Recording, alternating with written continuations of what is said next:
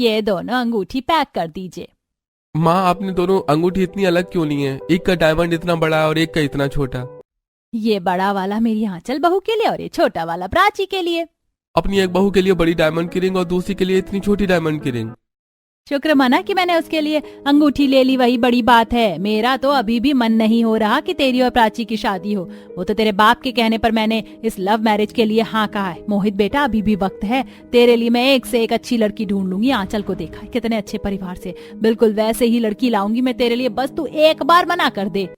आप कब तक इस बात को लेकर बैठी रहोगी? अरे जमाना बदल चुका है, हर दूसरा इंसान आजकल लव मैरिज कर रहा है, तो मैं क्यों नहीं कर सकता? मैं प्राची से प्यार करता हूँ और मैं शादी भी उसी से ही करूंगा।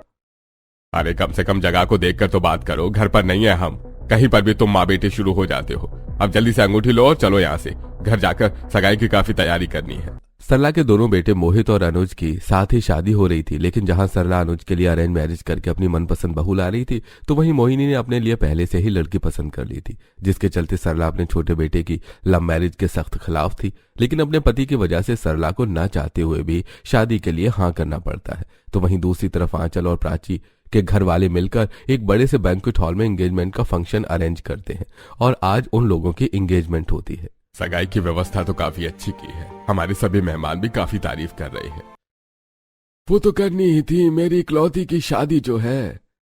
सभी समधी आपस में बातें कर रहे होते हैं कि तभी आंचल और प्राची अपनी एंगेजमेंट आउटफिट में आती है, जहां आंचल ने एक काफी लॉन्ग हैवी सुंदर सा गाउन पहना होता है, तो वहीं प्राची ने एक रेड कलर की हैवी साड़ी पहनी होती है। आंचल को देखते ही सरला सबसे पहले उसके पास जाती है। बिल्कुल चांद का टुकड़ा लग रही हो, किसी की नजर ना लगे। आओ मैं तुम्हें काला टीका लगा दूं। कितनी सुंदर लग रही हो तुम, और तुम्हारा ये आउटफिट कितना प्यारा है। इस आउटफिट के लिए हम कितने सारे मॉल में गए थे, तकरीबन 1-2 हफ्ते लग गए इसे लेने में। मम्मी जी नमस्ते, कैसी हैं आप? और आपकी तबीयत ठीक है ना? आप? हाँ नमस्ते, मैं ठीक हूँ। लेकिन समधन जी एक बात बताइए, आपके पास क्या इतने पैसे भी नहीं थे कि आप अपनी बेटी को एक ढंग का गाउन दिला दें? अरे आजकल सगाई में साड़ी कौन पहनता है, और ये भी कितनी पुरानी सी लग रही है। सगाई की तारीख इतनी जल्दी निकली थी कि ठीक से तैयारी करने का मौका नहीं मिला, और ये साड़ी पुरानी नहीं है, कुछ दिन पहले ही हमने इसे ली थी। अपनी बेटी की सगाई के लिए गाउन तो आपसे लाया नहीं गया, पता नहीं इस बैंक्वेट की बुकिंग आपने कैसे करी। अब मुझे तो लगता है कि मेरी आंचल बहू के परिवार वालों ने ही इसकी बुकिंग करी है।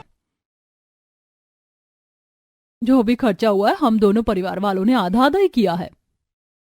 किसी से मांग कर ही दिया होगा इन लोगों ने। पता नहीं इस मिडिल क्लास लड़की में मेरे बेटे को क्या पसंद आ गया।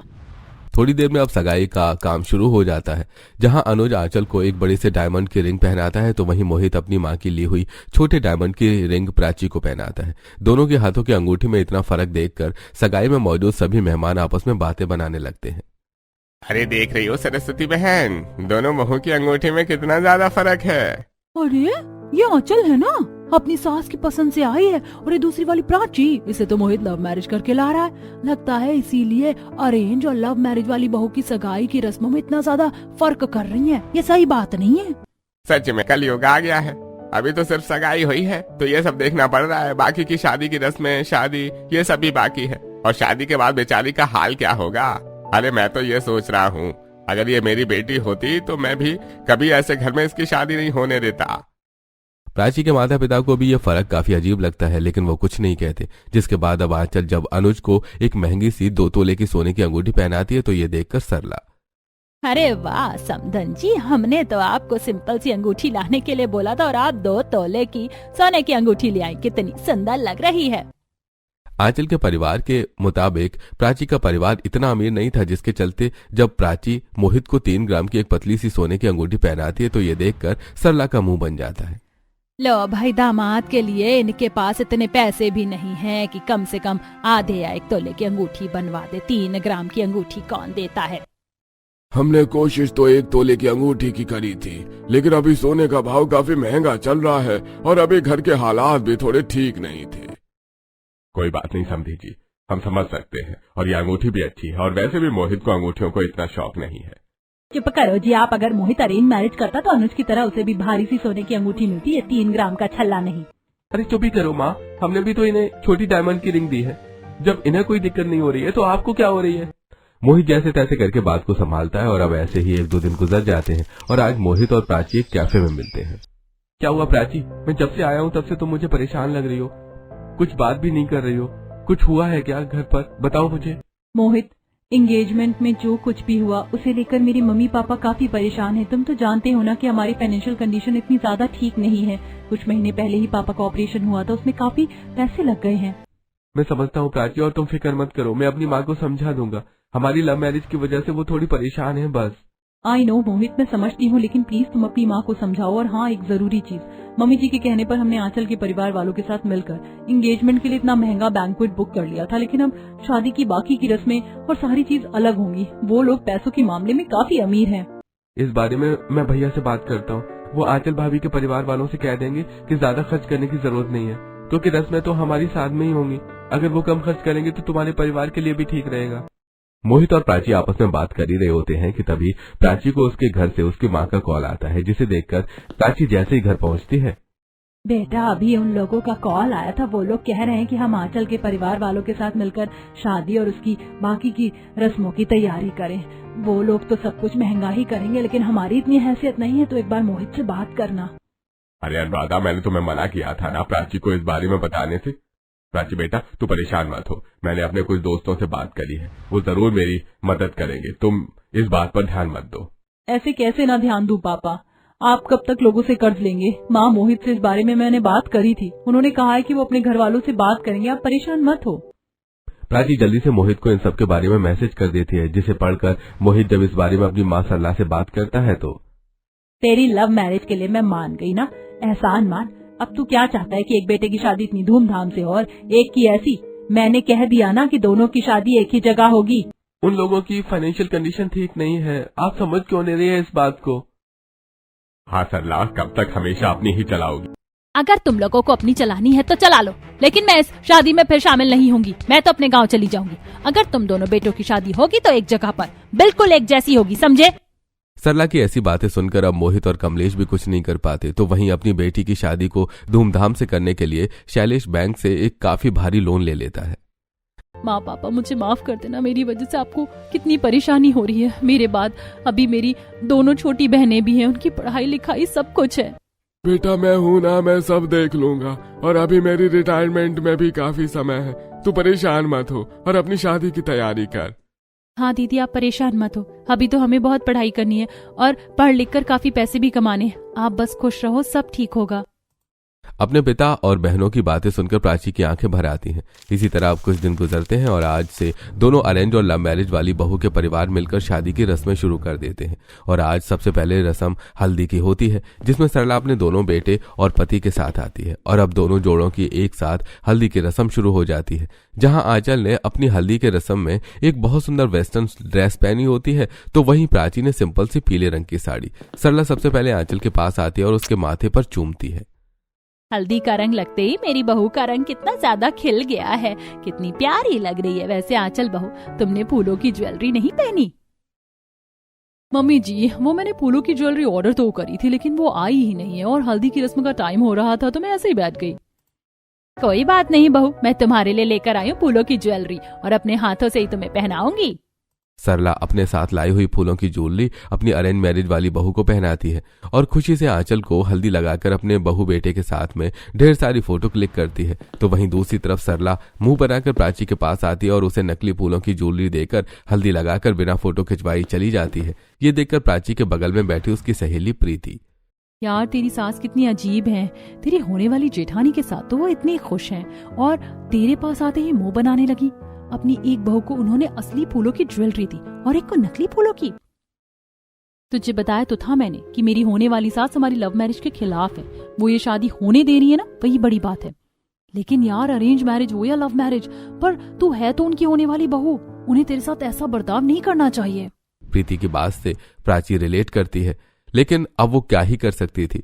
तो वहीं आज हल्दी की रस्म में अपनी बेटी की होने वाली सास का ऐसा बर्ताव देखकर अनुराधा को काफी अजीब लगता है। बेटा, मैं जानती हूँ कि तू मोहित से बहुत प्यार करती है, लेकिन शादी के बाद तुम मोहित के साथ साथ उसके परिवार वालों के साथ भी तुम्हें रहना है और मुझे समधन जी का बर्ताव सही नहीं लगता। अभी भी वक्त है, सोच ले, समझ ले। हाँ दीदी, मम्मा बिल्कुल ठीक कह रही है। वैसे भी आपकी सास काफी खड़ूस है। पता है, जब आज मैं उनके पास फोटो क्लिक करवाने गई तो उन्होंने मना कर दिया। जब तक उनका मुंह ही बना रहता है। प्राची बेटा, ये तेरी जिंदगी का बहुत बड़ा फैसला है, इसलिए सोच समझ कर लेना। अभी भी वक्त है। तू ये मत सोच कि अगर सगाई के बाद तेरा रिश्ता टूटेगा तो लोग क्या कहेंगे। तू बस अपने बारे में सोच। शादी के बाद जिंदगी तुझे गुजारनी है, उन लोगों को नहीं। मैं आपकी बात समझती हूँ। अगर आपकी जगह मैं होती तो शायद मैं भी यही बोलती, लेकिन मुझे मोहित पर पूरा भरोसा है, वो सब संभाल लेंगे। अब इसी तरह हल्दी की रस्म का दिन निकलता है और आज दोनों अरेंज और मैरिज वाली बहू की मेहंदी की रस्म होती है, जहां अपने पैसों के बल पर आंचल शहर की सबसे प्रोफेशनल और फेमस मेहंदी आर्टिस्ट को बुलाती है। तो वहीं प्राची की दोनों छोटी बहनें तारा और रूही ही प्राची को मेहंदी लगा रही होती हैं। ये देखकर सरला, ये क्या, आपके पास क्या अब इतने पैसे भी नहीं थे जो अपनी बेटी की मेहंदी में एक मेहंदी आर्टिस्ट को बुला ना सके? और ये किस तरह की मेहंदी लगा रही है? मुझे तो रत्ती भर भी पसंद नहीं आ रही है। सरला की ऐसी बातें सुनकर प्राची के परिवार वालों को काफी बुरा लगता है। तो वहीं जब फोटोग्राफर प्राची की मेहंदी का शॉट लेने के लिए उसके पास आता है तो, अरे आप अपने हाथों को इस तरह रखिएगा, मैं एक शॉट लेने वाला हूँ। फोटोग्राफर भैया, कोई जरूरत नहीं है इसकी मेहंदी का शॉट लेने के लिए। बेफालतू में शादी का एल्बम खराब करेगी इसकी मेहंदी। अरे ये भी कोई मेहंदी है? अरे मेहंदी तो आंचल के हाथ में लग रही, क्या सुंदर मेहंदी है। दूल्हा दुल्हन सब कुछ बनाया है उसकी मेहंदी आर्टिस्ट ने। आपकी दोनों बेटियों की तरह नहीं जो 4 फूल बनाकर बैठ गई। समधन जी, एक बात कहूँ, बुरा मत मानिएगा। शादी में लगने वाली मेहंदी का रंग देखा जाता है, ना कि उसका डिजाइन। ये डिजाइन वगैरह तो आजकल के लोगों ने डाल दिया, वरना पिछले समय में तो बस लोग हाथों में मेहंदी से टिक्की बनाकर बैठ जाते थे। आपको तो अपने पैसे बचाने हैं, इसीलिए आप तो बोलेंगी ही। अपनी सास के ऐसे बर्ताव की वजह से प्राची अब काफी परेशान हो चुकी थी। तो वहीं आज जब मेहंदी की रस्म खत्म होती है तो प्राची जल्दी से मोहित को कॉल करती है। मैं तुम्हें इस तरह कॉल करके बार बार टेंशन नहीं देना चाहती, लेकिन मैं क्या करूं? हर बार तुम्हारी माँ की वजह से मेरे परिवार वाले परेशान हो रहे हैं। शादी की रस्मों में भी यही हाल है, तो शादी के बाद क्या होगा? तुम ज्यादा सोच रही हो, ऐसा कुछ नहीं होगा, धीरे धीरे सब ठीक हो जाएगा। कितने महीनों से बस तुमसे यही सुनती आ रही हूँ, लेकिन अभी तक कुछ ठीक नहीं हुआ है। मैं तो जैसे तैसे करके एडजस्ट कर रही हूँ, लेकिन मेरे परिवार वाले कब तक सहेंगे? मोहित, शादी की रस्मों तक तो फिर भी ठीक है, लेकिन अगर शादी के बाद ये सब हुआ तो? प्राची, शादी के बाद हम माँ को थोड़ा वक्त देंगे ताकि वो हमें समझ सके। अगर सब सही रहा तो अच्छी बात है, वरना शादी के बाद के लिए मैंने कुछ सोच रखा है। अब तुम परेशान मत हो और जल्दी से अपनी मेहंदी की फोटो खींच कर भेजो। और तुमने अपनी मेहंदी में मेरा नाम लिखवाया है ना? मोहित की बात सुनकर प्राची थोड़ी रिलैक्स हो जाती है और अब इसी हल्दी और मेहंदी की रस्म खत्म होती है। और फाइनली शादी से पहले की आखिरी रस्म संगीत की होती है, जिसमें मोहित और प्राची एक दूसरे का हाथ पकड़े कपल डांस कर रहे होते हैं, जिसे देखकर सरला, तुम दोनों में शर्म नाम की चीज है या नहीं? सारे बड़े बुजुर्ग तुम दोनों को ही देख रहे हैं और तुम दोनों हो कि बेशर्मों की तरह नाचने में लगे हो। माँ तो क्या हो गया, आजकल तो हर कोई डांस करता है।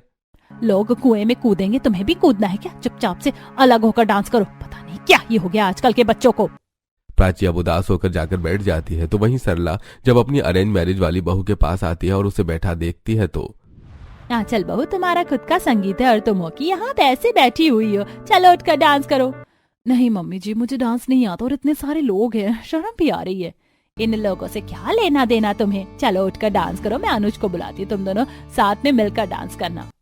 एक तरफ जहां सरला अपनी अरेंज मैरिज वाली बहू का हाथ खुद ब खुद अपने बेटे के हाथ में देकर उन दोनों से कपल डांस करवाती है, तो वहीं दूसरी तरफ सरला अपनी लव मैरिज वाली बहू को कपल डांस करने से मना कर देती है। हाय, मेरे दोनों बच्चे कितने ज्यादा प्यारे लग रहे हैं। अरे भैया, इधर उधर की क्या वीडियो बना रहे हो? मेरे दोनों बच्चों की भी बनाओ। अपनी सास के ऐसे बर्ताव प्राची को काफी ज्यादा परेशान कर रहा था, लेकिन इन सब के बावजूद प्राची चेहरे पर मुस्कान लिए अपनी सास के पास आती है। माँ जी, हम तो डांस नहीं कर सकते, लेकिन आप तो मेरे साथ डांस कर सकती है ना? चलिए ना। अब इस उम्र में मुझसे डांस नहीं होता, तुम जाकर करो, मैं यहीं बैठूंगी। माँ जी प्लीज चलिए ना, मुझे अच्छा लगेगा। मैं आपका कोई फेवरेट गाना प्ले करवा देती हूँ। प्राची सरला का हाथ पकड़कर उसे डांस के लिए खींचने लगती है, जिससे एकदम से सरला के हाथ में लचक आ जाती है और सरला चिल्लाना शुरू कर देती है। भाई मार दिया रे, तोड़ दिया मेरा हाथ। अरे कमबख्त, क्या बिगाड़ा है मैंने तेरा? सरला को इस तरह चिल्लाता देखकर सभी लोग भागे भागे सरला के पास आते हैं। माँ, क्या हुआ आपको? और आपने अपना हाथ क्यों पकड़ रखा है? तेरी होने वाली पत्नी ने मेरा हाथ मोड़ दिया, देख कितना सोच गया है। मोहित, मैंने ऐसा कुछ नहीं किया, मैं तो बस माँ जी को डांस के लिए बुला रही थी। ये लव मैरिज वाली बहू अभी से ही तेरी माँ पर ये जुल्म कर रही, पता नहीं आगे जाकर क्या होगा। अरे माँ, आपको कोई गलत फहमी हुई है, हाथ में लचक तो आ ही जाती है। लाइए मैं आपका हाथ दबा देता हूँ। हाँ समधन जी, मेरी बेटी भला आपके साथ ऐसा क्यों करेगी? इससे पहले बात और बिगड़ती, मोहित जैसे तैसे करके बात को संभाल लेता है और आखिरकार शादी की सारी रस्म भी खत्म हो चुकी थी और आज शादी का दिन आ ही जाता है। प्राची शादी के जोड़े में बैठी अपने कमरे में। भगवान जी, सब ठीक करना। शादी की रस्मों को देखकर मेरे परिवार वाले काफी परेशान हैं, लेकिन अब शादी में कुछ ना हो। थोड़ी देर में बारात आती है, जहां आंचल के परिवार वाले सभी बारातियों को माला पहनाकर स्वागत कर रहे थे, तो वहीं प्राची के मायके वाले सभी मेहमानों को इज्जत देते हुए हाथ जोड़कर उनका स्वागत करते हैं। ये देखकर सरला, मानना पड़ेगा समधन समधी जी, आपने बारातियों का स्वागत तो काफी अच्छे तरीके से किया, वरना कुछ लोगों को तो बारातियों का स्वागत करना भी नहीं आता। प्राची के माता पिता को यह समझने में देर नहीं लगती कि सरला उन्हें ही ताना दे रही है, जिसके बाद अब सभी बाराती अंदर आते हैं और थोड़ी देर में आंचल प्राची शादी के जोड़े में नीचे आती है। आंचल को देखकर सरला जहां काफी खुश हो रही थी, तो वहीं प्राची पर नजर पड़ते ही सरला का मुंह बन जाता है। ये तो मेरी अरेंज मैरिज वाली बहू की पैरों की धूल भी नहीं लग रही। अगर ये मोहित जिद ना करता ना, तो इसके लिए मैं बिल्कुल आंचल जैसी लड़की लाती। अब दोनों दूल्हा दुल्हन स्टेज पर आ जाते हैं और जयमाला के समय जैसे ही मोहित प्राची को माला पहनाने जाता है, तो प्राची बार बार पीछे होने लगती है। ये देखकर जो सभी लोग जहां हंस रहे थे, वहीं सरला, जयमाला हो रही है या कोई मजाक? अगर नहीं पहननी तो बोल दो, बारात वापस ले जाएंगे। रस्म का मजाक बना दिया इन लोगों ने। शादी के दिन भी सरला अपनी हरकतों से बाज नहीं आती, तो वहीं एक बार और सरला की वजह से प्राची का मन उदास हो जाता है, लेकिन वो मोहित को देखकर सारी चीजें भूल जाती है। वैसे सरला, कुछ भी कहो, खाने का इंतजाम तो काफी बढ़िया हुआ है। सब कुछ एक से बढ़कर एक बना है। सभी मेहमान चाव से खाना खा रहे हैं। ये प्राची के मायके वाले भी अमीर होते तो खाने का इंतजाम और अच्छे से होता। आंचल बहू के मायके वाले तो और अच्छे से करना चाहते थे, लेकिन इनकी वजह से वो दिल खोलकर खर्च नहीं कर पाए। सरला की बातें सुनकर कमलेश उसे काफी समझाता है, लेकिन सरला कहाँ अपनी हरकतों से बाज आने वाली थी। समधी जी, ये लीजिए गाड़ी की चाबी। वैसे तो आप लोगों के पास गाड़ियों की कमी नहीं है, लेकिन मेरी बेटी का सपना था कि वो विदाई अपनी गाड़ी में जाए, तो ये छोटा सा गिफ्ट मेरी बेटी और दामाद के लिए। ये मेरी तरफ से। वैसे मैं भी गाड़ी ही देना चाहता था, लेकिन थोड़ा हाथ टाइट हो गया, इसलिए बाइक दे रहा हूँ। वैसे काफी अच्छी बाइक है दामाद जी, जब बैठेंगे ना तो किसी हीरो से कम नहीं लगेंगे। आजकल की हीरो भी गाड़ियों में आते हैं, इस तरह बाइक पर नहीं। और आजकल गाड़ी लेना कौन सी बड़ी बात है? अगर पूरे पैसे नहीं थे तो EMI पर ले लेते। हाँ, मैं ले तो लेता, लेकिन बेटी की शादी के लिए मैंने पहले से ही बैंक से लोन ले रखा है और लोन की वजह से EMI पर गाड़ी लेना मुश्किल हो रहा था। अरे कोई बात नहीं समधी जी, मैं समझ सकता हूँ। और वैसे भी मोहित को गाड़ियों से ज्यादा बाइक का शौक है, वो तो ये देखकर खुश हो जाएगा। इसी तरह समय गुजरता है और आखिरकार फेरों का वक्त हो जाता है, जहां आंचल के मायके वालों ने फेरों के लिए एक काफी बड़ा सुंदर मंडप बनवाया होता है, तो वहीं प्राची के मायके वाले एक छोटा सा मंडप बनवाते हैं, जिसे देखकर फिर से सरला, मंडप में भी इन लोगों ने कितनी कंजूसी करी। क्या ही इज्जत रह गई मेरी मेहमानों में। कभी मंडप, कभी दहेज, तो कभी किसी न किसी चीज को लेकर सरला प्राची के मायके वालों को ताना दे रही होती है, जिससे परेशान होकर अब शैलेश की तबीयत खराब होने लगती है। आप ठीक तो है ना? अब तो चक्कर नहीं आ रहे? आपको नींबू पानी मंगवाऊं मैं आपके लिए? अब मैं ठीक हूँ। पता नहीं अचानक बीपी कैसे हाई हो गया मेरा। लगता है कुछ ज्यादा ही टेंशन ले ली। प्राची अब बिल्कुल चुप रही थी, लेकिन जब वो अपने पिता की खराब हालत देखती है तो वो खुद को रोक नहीं पाती और गुस्से में, बस अब बहुत हुआ आंटी जी। आप एक काम करिए, अपने बेटे की अरेंज मैरिज ही करवा दीजिए। भले ही उस मैरिज में आपका बेटा खुश हो या ना हो, पर है तो अरेंज मैरिज ना। आप अपने बेटे की अरेंज मैरिज ही करवा दीजिए, चाहे फिर आपको कुछ मिले या ना मिले, लेकिन कम से कम अरेंज मैरिज तो होगी ना। सगाई के दिन से लेकर आज शादी के दिन तक आप हमें कितने ताने देती आई हैं, क्या कुछ नहीं कहा, लेकिन मैं फिर भी चुप रही। आज आपकी वजह से मेरे पापा की तबीयत खराब हो गई। जिंदगी भर रोने से अच्छा है कि कुछ दिन बैठकर रो लूं। मोहित, आई एम सॉरी, लेकिन मैं ये शादी नहीं कर सकती। प्राची ऐसा मत कहो, मैं तुमसे बहुत प्यार करता हूँ और तुम्हारे बिना नहीं रह सकता। मैं भी नहीं रह सकती मोहित, लेकिन मैं क्या करूं? शादी से पहले इन रस्मों में तुम्हारी माँ ने हमें इतना टॉर्चर कर दिया है, पता नहीं शादी के बाद वो क्या करेंगी। तुम सही कह रही हो प्राची, मैंने भी माँ को बहुत समझ लिया, लेकिन नहीं, अब और नहीं। सोचा था कि शादी तक शायद माँ के बर्ताव में बदलाव आ जाए, लेकिन ऐसा नहीं हुआ। तुम्हें याद है ना उस दिन जब मैं तुमसे कॉल पर कह रहा था कि अगर ऐसा नहीं हुआ तो मैंने कुछ सोच रखा है, तो यही था कि शादी के बाद हम लोग अलग रहेंगे और मैंने एक फ्लैट भी ले रखा है। बेटा, मोहित जैसा लड़का तुम्हें नहीं मिलेगा। ये रिश्ता मत तोड़ो। मैं ठीक हूँ, अब शादी कर लो बेटा। अपने बेटे का ऐसा जवाब सुनकर सरला के तो होश ही उड़ जाते हैं। तो वहीं अब अपने माता पिता की बात मान प्राची मंडप पर बैठ जाती है। तो वहीं दूसरी तरफ आंचल और अनुज की भी अब शादी की रस्में शुरू हो जाती हैं। आज जब अपनी होने वाली सास का ऐसा बर्ताव देखकर आंचल को काफी अजीब लगता है। माँ, अभी तो मेरी होने वाली सास मुझ पर इतना प्यार लुटा रही है, लेकिन अगर कल को ये बदल गई तो आप इनसे कहिए कि मैं शादी के बाद इन लोगों के साथ नहीं रहूंगी। मैं और अनुज अलग रहेंगे। आंचल की ये बात जब सरला और कमलेश को पता चलती है। देख लिया तुमने अपनी करनी का नतीजा। तुम्हारी वजह से अब हमारी दोनों बहू हमारे साथ नहीं रहेंगी और बुढ़ापे में हमें अकेले ही गुजारा करना होगा। अरे सरला, आज के जमाने में क्या लव मैरिज क्या अरेंज मैरिज। अरे शादी करके हमारे बच्चों को ही साथ में रहना है, चाहे हम उनके अरेंज मैरिज करवाएं या लव मैरिज, पर तुम्हारी क्या समझ में आएगा। पहले मोहित और अब अनुज, तो वहीं कमलेश की ऐसी बातें सुन सरला को काफी बुरा लगता है। साथ ही साथ शादी में मौजूद लोग भी अब सरला के बारे में बातें बनाने लगते हैं। देख रही हूँ कैसी सास है, इसने शादी से पहले अपनी बहू को इतना परेशान करके रख दिया, पता नहीं शादी के बाद क्या करेगी। अच्छा हुआ इसकी दोनों बहुएं शादी के बाद अलग रहेंगी। अरे मेरी भी 3 बहुएं हैं, मैं अभी उन्हें डांट देती हूँ, लेकिन इस तरह थोड़ी ना। अगर मेरी सास ऐसी होती ना तो मैं तो कब का उसे घर से निकाल देती। अच्छा हुआ इन लोगों ने अलग अलग रहने का फैसला कर लिया। अरे मैं भी हल्दी की रस्म से देख रही हूँ बार बार अपनी दोनों बहुओं में कितना भेदभाव कर रही थी, और बेचारी इस लव मैरिज वाली को कितने ताने दिए। बहुत हिम्मत है लोगों में जो उन्होंने इतना बर्दाश्त कर लिया। मेहमानों की ऐसी बातें सुनकर सरला को काफी दुख पहुंचता है।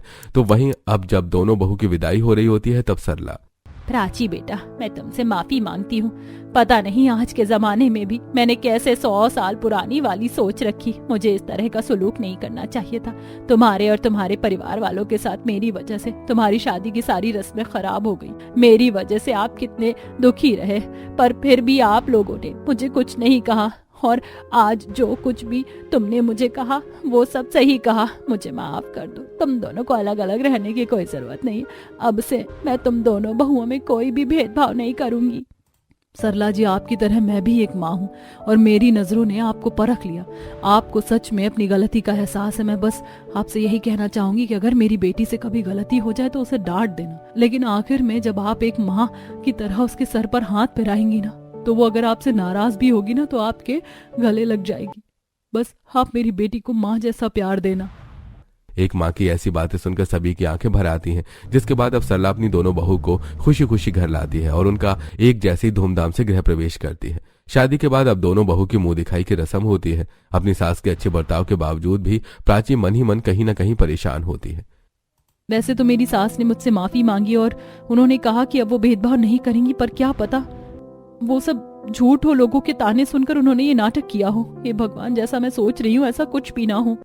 प्राची मन ही मन काफी परेशान हो रही होती है कि तभी सरला आती है और अपनी दोनों बहुओं को बिल्कुल एक जैसा शगुन देती है और प्राची को गले लगाते हुए, प्राची बेटा, मैं जानती हूँ तुझे अभी भी मुझ पर पूरा भरोसा नहीं हुआ है, लेकिन तू भरोसा कर। अब मैं तुझ में और आंचल में कभी कोई भेदभाव नहीं करूंगी। मुझे सच में अपनी गलती का एहसास हो गया और अब तुम दोनों मेरे लिए एक बराबर हो। और हाँ, मैं तुम दोनों की सास से पहले तुम दोनों की माँ हूँ, इसीलिए कोई भी परेशानी हो या कुछ भी हो तो मुझे बेझिझक बोल सकती हो, बिल्कुल वैसे ही जैसी अपनी माँ को कहती थी।